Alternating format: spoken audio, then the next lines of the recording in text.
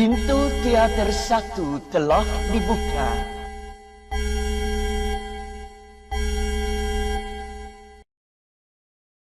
Hi everyone, welcome to UBR Entertainment. Apa kabar kalian hari ini? Kami doakan semoga dalam keadaan baik. Kali ini kita akan membahas seluruh alur cerita lengkap film The Spy Gunner versi UBR Entertainment.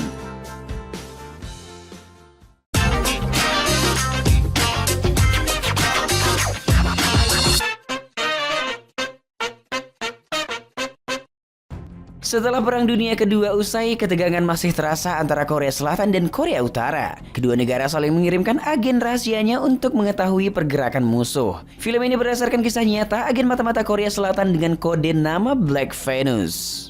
Pada tahun 1992, dikabarkan Korea Utara mempunyai teknologi nuklir. Badan Intelijen Korea Selatan mempekerjakan mantan tentara bernama Park Sok-young untuk menjadi agen mata-mata. Sejak hari itu, Sok-young mengubah kebiasaan hidupnya agar tidak ada yang mencurigainya. Itu semua ia lakukan untuk kelancaran misinya ke Korea Utara. Sok-young ditugaskan mencari informasi teknologi nuklir dari fisikawan Korea Utara, Profesor Kim Jang-hyo. 신분 세탁 과정이었고 이것이 나의 첫 번째 임무였다.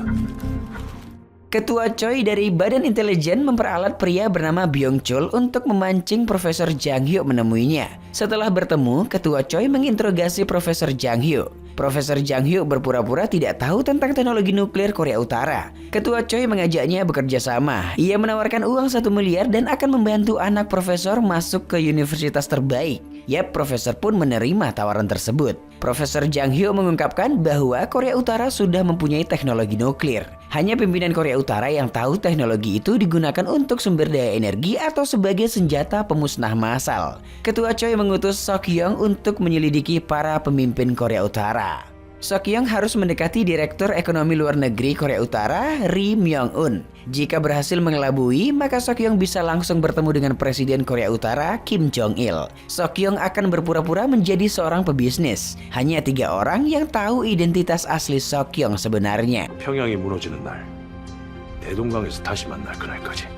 Pada tahun 1995, setelah mempelajari gaya hidup seorang pebisnis, Sok-young datang ke kota Beijing untuk melakukan bisnis dengan pengusaha Kyohora yang mempunyai koneksi dengan Direktur Ri. Sok-young berpura-pura tidak puas menjalin bekerja sama dengan Kyohora. Sok-young ingin mendapatkan item bisnis yang jauh lebih menguntungkan. Lalu, 2 orang agen Korea Utara mendengarkan percakapan Sok-young di telepon. Sok-young tahu ia berhasil memancing perhatian Korea Utara. Sok-young sadar agen Korea Utara sudah memenuhi hotel tempatnya menginap. Ia juga menemukan alat penyadap di dalam kamar hotelnya. Kemudian, Badan Intelijen Korea Selatan menyebarkan berita palsu bahwa pebisnis dari Korea Utara menjual barang dagangan palsu. Ini dilakukan agar tidak ada yang mau berbisnis dengan pengusaha dari Korea Utara. Selanjutnya, Kim Myong-so dari Komite Luar Negeri Korea Utara mendapatkan perintah untuk menyelesaikan permasalahan itu. Myong-so mencari cara untuk menutup kerugian negara sebesar 2,5 miliar. Kepala Biro Keamanan Jung Mo-taek menyuruh Myong-so melaporkan masalah ini kepada Direktur Ri.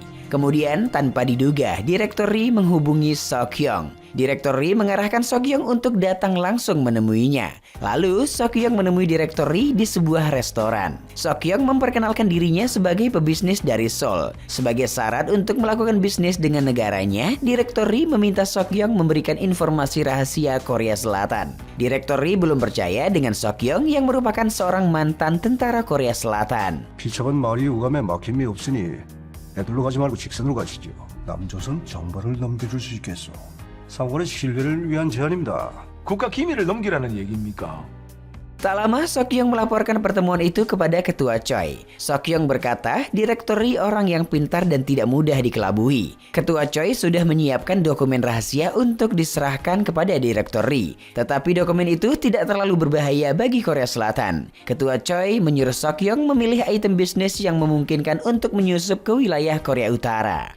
Esoknya, Sok-young kembali menemui Direktur Ri. Sebagai permulaan bisnis, Sok-young memberikan uang untuk membantu kerugian Korea Utara. Sok-young juga menyerahkan dokumen rahasia negaranya. Ketua Mo-taek terkesan dengan isi dokumen rahasia tersebut. Namun ia belum puas. Ia meminta dokumen seperti info militer. Sok-young berkata ia tidak bisa mencari info tersebut karena bukan lagi seorang tentara. 근데 박 선생, 억하면 좋겠어.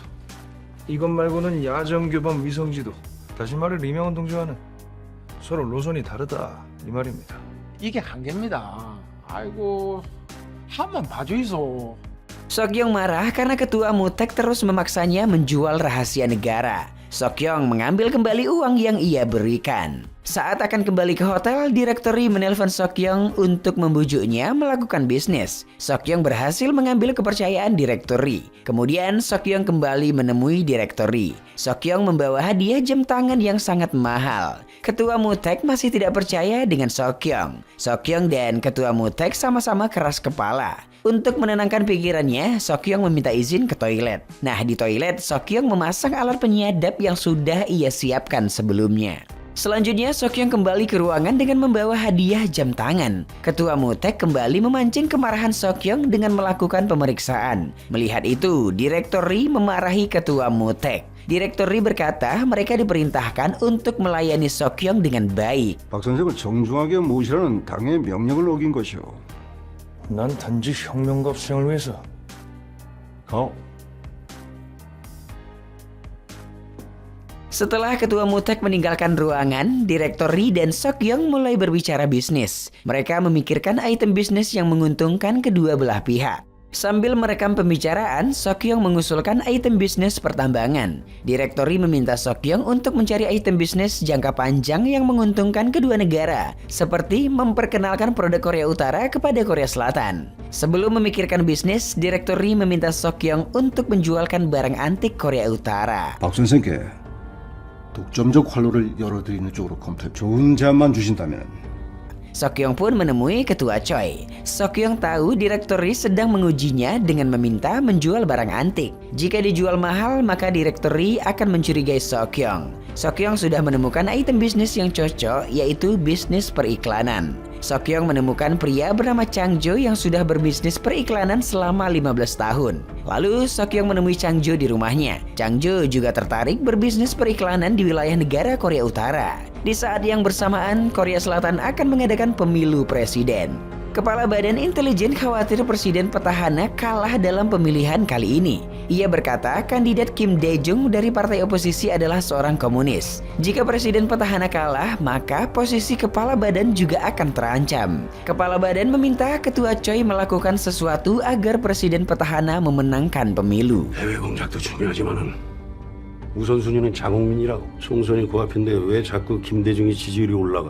Beberapa waktu kemudian, Sokyong menemui direktori untuk menyampaikan item bisnis periklanan. Bisnis ini akan sangat menguntungkan bagi Korea Utara. Direktori berkata ia akan meminta izin terlebih dahulu kepada Presiden Kim Jong-il. Lalu Sokyong memberikan uang penjualan barang antik yang ia jual dengan harga murah. Di lokasi lain, tentara Korea Utara sedang menuju zona DMZ. Mereka menembakkan rudal ke wilayah Korea Selatan. Karena kejadian itu, kedua negara semakin bersetegangan. Mendengar berita itu, Sokyong menghubungi ketua Choi. Sokyong khawatir kejadian itu akan mengganggu jalan misinya. Akibat kejadian itu, partai oposisi kalah dalam pemilihan parlemen. Namun sepertinya kejadian itu didalangi oleh Badan Intelijen Korea Selatan. Sokyong menduga Badan Intelijen mengambil bagian dalam jalannya pemilu presiden. Lalu Sokyong dihubungi oleh direktori. Sokyong diminta datang ke Pyongyang untuk bertemu langsung dengan Presiden Kim Jong-il. 친애하는 지도자 김정일 장군님께서 박 선생을 뵙고 싶어 하십니다. Tak berapa lama Sokyong sampai di Pyongyang, Korea Utara. Sebelum bertemu dengan presiden, ketua Mutek menyuntikkan sesuatu di tubuh Sokyong dengan alasan kesehatan. Setelah disuntik, Sokyong pun langsung pingsan. Lalu, ketua Mutek mulai menginterogasi Sokyong. Setelah terbangun, Sokyong dibawa ke suatu tempat. Sokyong menyadari jika identitasnya terungkap, maka ia harus membunuh dirinya. Sokyong dibawa ke tengah danau dalam kondisi mata tertutup. Ketua Mutek memutar rekaman interogasi untuk memancing Sokyong mengatakan rahasianya. Namun Sokyong berhasil mengelabui ketua Mutek. 광고 사업에 허튼 생각, 올바르지 않은 생각을 했다가는 내 당을 대표해 마지막으로 경고하겠어. Kemudian direktori menjemput Sokyong untuk menemui presiden. Direktori meminta Sokyong untuk tidak menyela perkataan presiden. Lalu Presiden Kim Jong-il masuk ke ruangan. Presiden bertanya berapa keuntungan yang akan didapat negaranya. Sokyong menjawab untuk mendapatkan keuntungan yang jauh lebih besar mereka harus mendapatkan izin syuting iklan di objek wisata negara. Tanpa berpikir panjang, Presiden menyetujui bisnis tersebut. Presiden juga meminta Sokyong untuk menjualkan barang antik negaranya dengan harga yang sesuai. Dengan terjalinnya bisnis periklanan, diharapkan hubungan kedua negara akan membaik. Sokyong meminta bantuan kepada Ketua Choi untuk menjualkan barang antik Korea Utara. Akhirnya, syuting iklan pun berjalan. Ketua Mutek mengawal Changjo dan timnya untuk mengakses daerah bersejarah Korea Utara. Jika penjualan barang antik berhasil, Sokyong dapat mengakses daerah Yongbyon di mana teknologi nuklir berada. Sokyong meminta izin kepada Direktori untuk syuting di daerah Yongbyon. Namun Direktori menolak karena Yongbyon di bawah kontrol militer. Kemudian Sokyong mencoba mendapatkan izin dari Ketua Mutek. Sokyong berkata di daerah Yongbyon masih banyak barang antik mahal yang belum ditemukan. Jika barang antik itu ditemukan, maka reputasi Ketua Mutek pasti akan meningkat. Nah, Ketua Mutek tergiur mendengar tawaran tersebut. 공화국 영토 보유와 보안 문제는 내 소관이니 기왕 여기까지 온 거니까 고령강 일대 답사는 내가 리 초장을 설득해 보겠소. Selanjutnya, Ketua Mutek membawa Sokyong ke daerah Yongbyon. Direktori memberikan sebuah pin kepada Sokyong. Direktori meminta Myung-so untuk menemani Sokyong melihat daerah tersebut. Sokyong merasa sedih melihat kondisi kehidupan masyarakat Korea Utara. Mayat-mayat diletakkan begitu saja di pinggir jalan. Ternyata Myung-so adalah mata-mata Ketua Choi. Myung-so tidak ingin negaranya menderita di bawah Presiden Kim Jong-il. Sokyong pun mengisyaratkan Myung-so untuk menjaga omongannya karena direktori mendengar percakapan mereka. 미소지하고 뭐 방공호는 또 뭔 얘기? 지금 대체 무슨 말씀하시는 겁니까? Di malam harinya, Direktori mengajak Sokyong berbicara. Direktori berkata Myung-so sudah dipindah tugaskan ke Rusia. Direktori berkata kerjasama ini merupakan kerjasama pertama kalinya setelah perpecahan Korea. Direktori sudah tahu bahwa Sokyong seorang agen mata-mata. Namun jika kerjasama ini gagal, maka Direktori juga akan mendapatkan imbasnya. Nah, oleh karena itu bisnis periklanan harus tetap berjalan. 우리 모두의 목숨마저 위협하는 Di Korea Selatan, kandidat Presiden Kim Dae-jung memimpin jumlah suara sementara. Ketua Badan Intelijen mendapatkan informasi jika Kim Dae-jung terpilih, maka Badan Intelijen akan dibubarkan. Ketua Badan meminta Ketua Choi untuk menghubungi Korea Utara guna mempengaruhi jalannya pemilihan presiden. Beberapa waktu kemudian, Ketua Choi meminta Sokyong mengirimkan surat dari partai pemerintah kepada pemimpin Korea Utara. Ketua Choi berkata, Badan Intelijen juga harus membantu presiden petahana memenangkan pemilu. Ketua Choi meminta Sokyong untuk mematuhi perintah atasan mereka. 이번엔 조직의 뜻에 따라 9 hari jelang pemilihan, Ketua Choi dan beberapa pejabat pemerintah datang ke Beijing. Mereka bertemu dengan direktori dari Korea Utara. Sokyong mencoba mencari apa yang sedang mereka kerjakan. Dengan alasan bisnis, Sokyong masuk ke dalam kamar hotel direktori. Setelah masuk ke kamar, Sokyong memasangkan sebuah alat penyadap. Curiga dengan tingkah laku Sokyong, direktori langsung kembali ke hotel. Namun, Sokyong sudah selesai menyelipkan alat penyadapnya. Kemudian, Sokyong melihat Ketua Choi dan beberapa pejabat pemerintah datang menemui direktori. Tepat di bawah kamar, Sokyong mendengarkan percakapan mereka. Ternyata, pemerintah Korea Selatan meminta bantuan Korea Utara untuk mengganggu jalannya pemilihan presiden dengan melancarkan serangan militer. Serangan itu akan membuat masyarakat ketakutan. Masyarakat yang ketakutan akan kembali memilih presiden petahana. Lalu Ketua Choi mengajak direktori berbicara. Ketua Choi meminta serangan militer seperti biasa, namun dengan jumlah yang lebih banyak. Ketua Mutek berkata lebih baik melaporkan hal ini terlebih dahulu kepada Presiden Kim Jong-il. Untuk serangan itu, Ketua Choi menawarkan uang $4 juta. Lalu Ketua Mutek mengirimkan laporan kepada Presiden. Ketua Mutek merasa Korea Utara juga tidak ingin Kim Dae-jung memenangkan pemilu. Jika Kim Dae-jung menang, maka Korea Utara akan kehilangan negara musuh utamanya. Lalu Ketua Mutek mendapat kabar bahwa Presiden Kim Jong-il menyetujui serangan tersebut. 정말 고생 많았어요. 정말 고생 많았어요. Lalu di malam harinya, Sokyong menemui Ketua Choi. Sokyong memprotes rencana Ketua Choi yang lebih mementingkan membantu presiden petahana. Sokyong menuduh Ketua Choi takut kehilangan jabatannya. Sokyong tidak ingin rencana itu mengganggu misinya. Kemudian Sokyong bertemu dengan direktori. Sokyong berkata bisnis ini dapat membuktikan bahwa utara dan selatan dapat bekerja sama. Namun direktori berkata semua sudah berakhir karena militer sudah bergerak. Akan tetapi Seokyeong belum kehilangan semangatnya. 아닙니다. 아직 한 가지 방법이 남아 있습니다. 저하고 마지막으로 몸 한번 해보실랍니까? Lalu Seokyeong bertemu Presiden Kim Jong-il.